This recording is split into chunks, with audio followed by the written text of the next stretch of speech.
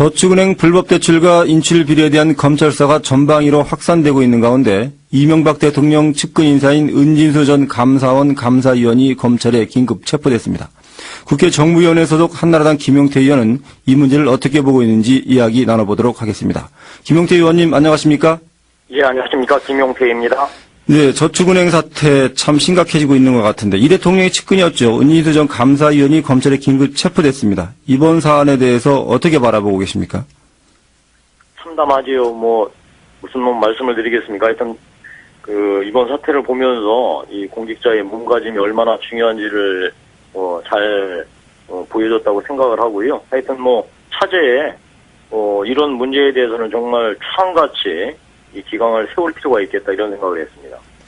이제 은진수 전 감사위원이 7조 원대의 금융비리가 드러난 부산저축은행 그룹에서 금융당국의 검사를 무마해달라는 청탁과 함께 현금 7천만 원 그리고 시가 3천만 원 상당의 다이아몬드 등 억대 금품을 받은 혐의를 받고 있거든요. 예. 은 전 의원이 저축은행과 현 정부 사이를 매개하는 중개역이었다 이런 이야기도 나오고 있고요. 은 전 의원의 그 혐의 내용에 대해서는 어떻게 생각하십니까? 일단 검찰이 철저하게 수사를 해야 할 거고요.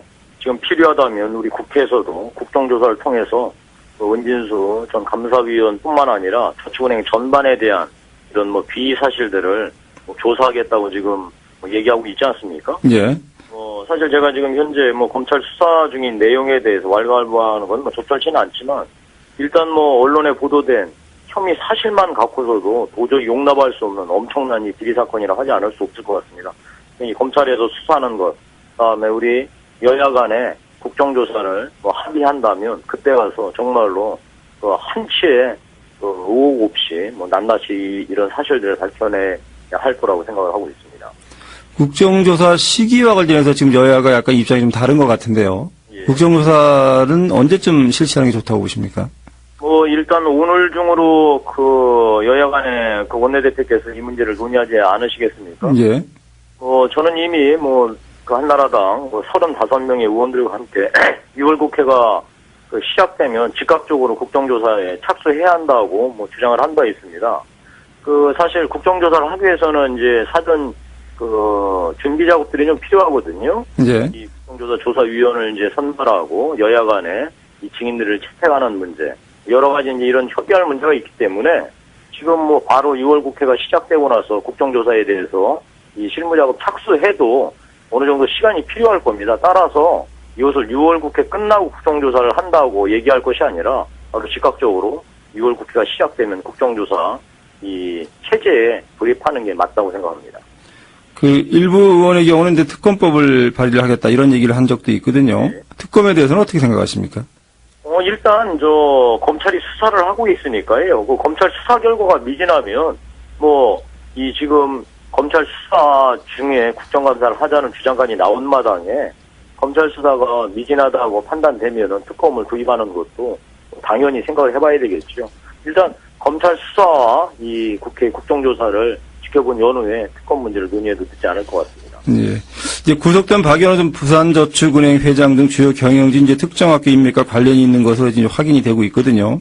이와 관련해서 부실 사태를 놓고 전 정권과 현 정권 사이의 책임 공방도 벌어지고 있고요. 이에 대해서는 어떤 입장이신가요? 일단 우리 진행자께서도 보셨겠지만 우리 저축은행 이 경영진들 상당수 대부분의 경영진들은 훌륭하신 분일 겁니다. 그런데 일부 저축은행의 이 경영진들의 면면을 보았을 때 과연 이들이 몇백억의 사채업을 하는 게 아니고 몇 조의 국민의 돈을 관리하는 저축은행의 이 소유자로서 경영진으로서 합당한 사람들이었나. 사실 이런 걸 따져봤을 때 참담한 마음이 듭니다. 그래서 어떻게 이런 사람들에게 저축은행의 경영진으로 경영진으로 이제 맡을 수 있도록 허가를 했는지 이 부분에 대해서는 반드시 우리가 정책 당국에 이 책임을 물어야 될 것이고요. 그런 차원에서 지금 이명박 정부 들어서서 사실 이 저축은행 사태를 제대로 관리하지 못한 이런 책임을 묻는 것과 동시에 이 저축은행 사태가 초동에 왜 이렇게 엉망진창으로 될 수밖에 없었는지 이 부분도 살펴봐야 되지 않겠습니까? 이것은 정권의 문제라기보다는요. 차제에 다시는 이런 일이 벌어지지 않도록 하는 차원에서 뭐 정권을 막론하고서 그 근본 원인을 확실하게 파헤쳐야 할 것 같습니다. 그러니까 과거와 현 정권 모두 포함해서 다 전방위적으로 조사가 필요하다. 이렇게 이해되겠군요. 예, 그렇습니다. 그 민주당의 경우에 이제 그 은인수 전 감사위원으로 다시 돌아가면요. 그 이명박 대통령 선거 캠프에서 활동했다는 이력으로 이제 은인수 씨를 차관급이죠. 감사위원에 임명했던 것 자체가 문제라고 이제 공세를 강화를 하고 있거든요. 저도 개인적으로 이제 그 슬머신 사건 때 은인수 전 의원을 취재한 적이 있습니다만 도대체 어디부터 이 문제가 좀 잘못된 것이라고 생각하십니까? 일단 그 대통령 선거 당시에 그 주요 활동을 했던 사람이기 때문에 감사원, 감사위원으로 임명됐다 이 자체를 부정하는 건 적절치 않은 것 같고요. 예. 결국 사람의 문제 아니겠습니까? 그래서 그 어떤 직위에 갔을 때 그런 일을 만약에 벌였다면 지금 아직 그 검찰 수사가 나오지 않았으니까 지켜봐야 되겠지만 저는 중요한 건 결국 사람의 문제이고 이런 문제들이 이제 만약에 이게 사실로 이제 밝혀진다면 사실 당사자뿐만 아니고 그 주변에서 이런 인사를 추천했던 사람들 포함해서 문책을 당해야 되겠죠. 하여튼 이 관련해서는 정말 검찰이 철저한 조사, 다음에 나아가서 우리 국회의 국정조사, 필요하다면 아까 진행자께서 말씀하신 검찰 수사가 미진하다면 특검까지 동원해서라도 정말 이 은인수 전 감사 의원뿐만이 아니고 저축은행 전반에 대해서 확실하게 그 진실들을 파헤치는 게 중요할 것 같습니다.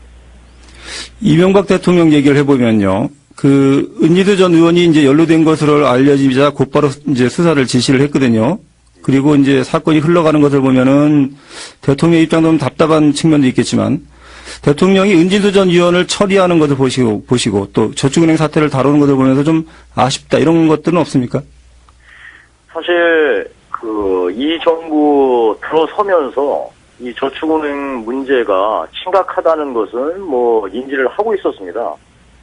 여러 가지 사실 왜냐하면 이 저축은행의 가장 중요한 소위 돈 흐름은 역시 부동산 프로젝트 파이낸싱 대출 아니었습니까? 네. 근데 이게 이제 부동산 경기가 침체하면서 당연히 이제 대출 한 게 제대로 회수되지 않고 이자도 제대로 들어오지 않고 그래서 위험하다는 걸 분명히 알고 있었는데 그래서 사실 그때 이제 적기에 조치가 들어가는 게 맞았었는데요. 아시다시피 2008년도 리만 브러스 사태 이후 전 세계적인 이제 금융 공황이 오지 않았습니까? 그러다 보니까 이제 우리나라로서는 사실 저축은행이 은행권 전체에서 이 금융권 전체에서 차지하는 포션은 한 3%밖에 안 되거든요. 네. 그러다 보니까 이제 모든 금융당국, 그다음에 정부 당국의 모든 이 소위 역량을 97%에 달하는 소위 은행, 증권, 보험 이쪽을 정상화시키는데 투입됐거든요.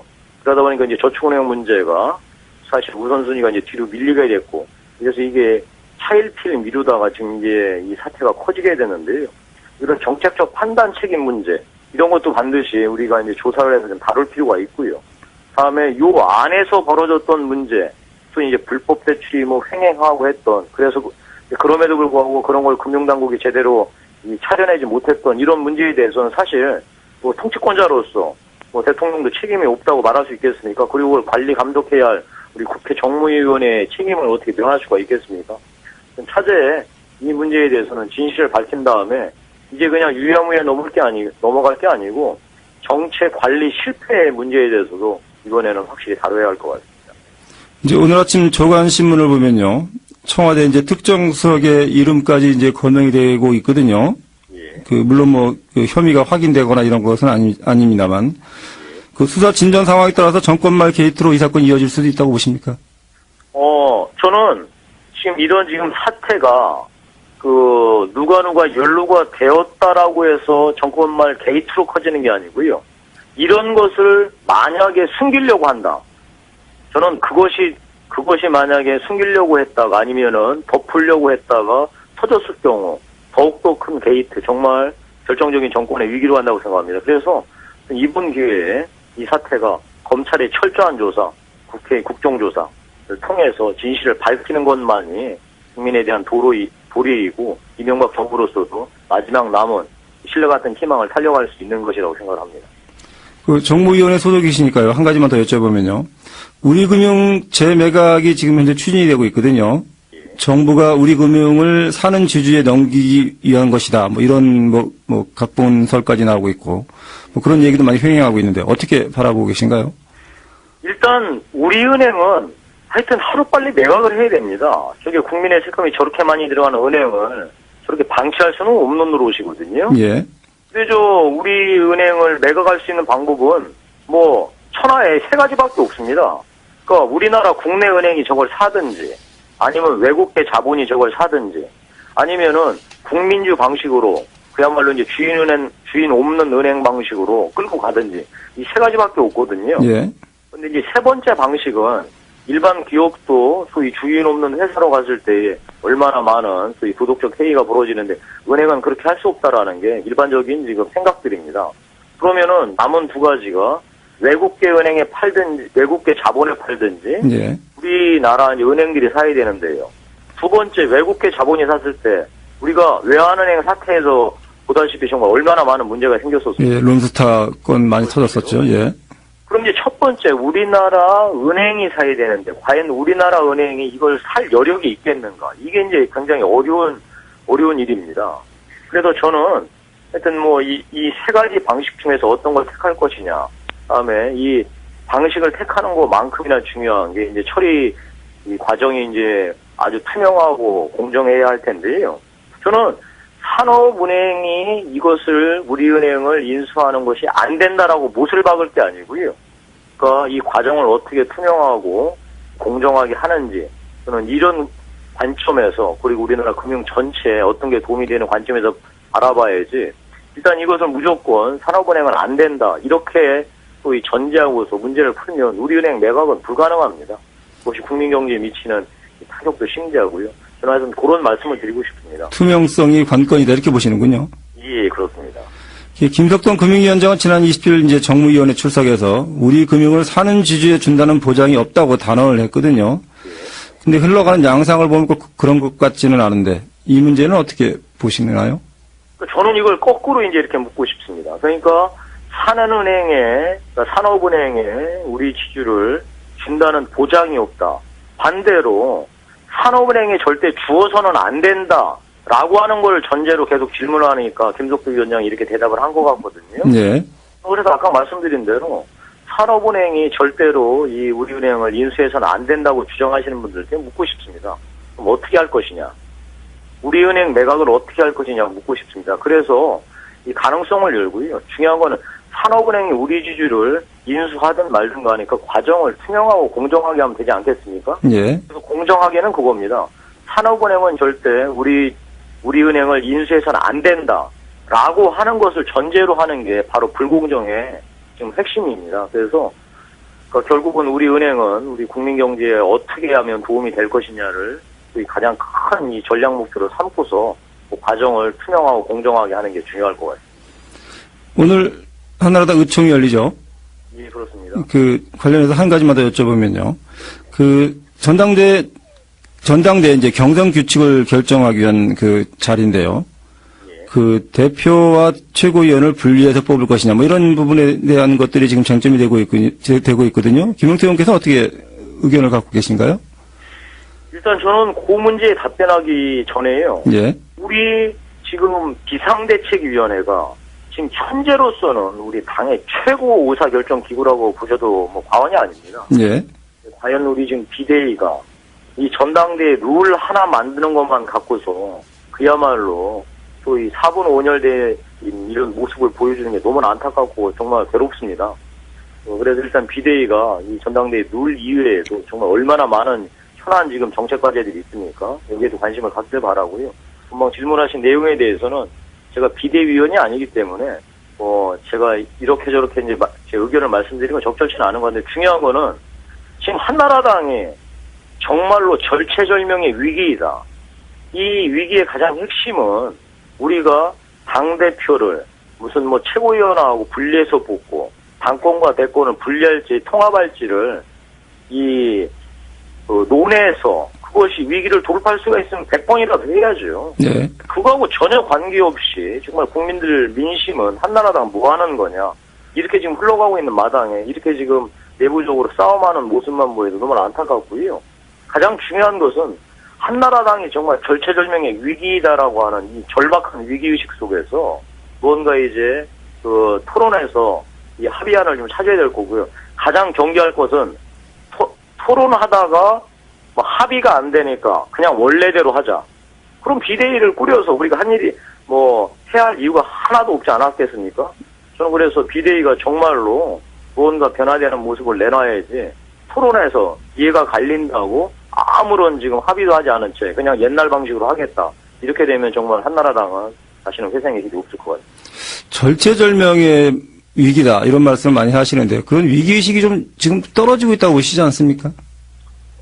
지금 우리 당내 지금 비대위 안에서 논의되는 내용은 정말로 한가하기 짝이 없는 거죠. 지금 뭐 제가 있는 이 지역구의 이 지금 민심 현황을 보면요. 한마디로 먹고 살기 힘들다는 겁니다. 그리고 무언가 이 정부나 당이 좀 방향을 잡아줘야 되는데 뭐 그냥 하루가 얘기가 다르고 다음에 그 예전 계속 과거 얘기 뭐 하여튼 뭐 금융위기를 잘 극복했다. 다른 나라에 비해서는 좋다. 이런 소리를 하고 있으니까 국민들께서 믿을 수가 있겠습니까? 그리고 우리한테 어떤 기대를 하시겠습니까? 정말로 한편으로는 우리가 제대로 국민들을 받들지 못해서 민생을 제대로 챙기지 못해서 보통을 당하고 계신 분께 정말 진심 어린 이 사죄와 이게 이제 필요하고요. 한편으로는 여러 가지 불가피성을 정말 진심으로 소통해서 그분들의 이해를 끌어내는 거. 그런 다음에 세상에 100%짜리 정책은 없습니다. 정말 우리가 49%를 양보하는 한이 있다선 치더라도 정말로 큰 방향을 잡고 국민의 뜻을 이제 받들어서 51%짜리 정책을 끌고 가는 것이 정말 중요합니다. 100%짜리 정책을 끌고 가다가 국민들께서 우리한테 등을 돌리면 이 정권은 그야말로 무너지는 거지요. 그래서 100% 정책이 아니라 51% 정책이 지금은 정말 필요할 때이라고 생각합니다. 김용태 의원님 오늘 말씀 감사합니다. 예, 고맙습니다.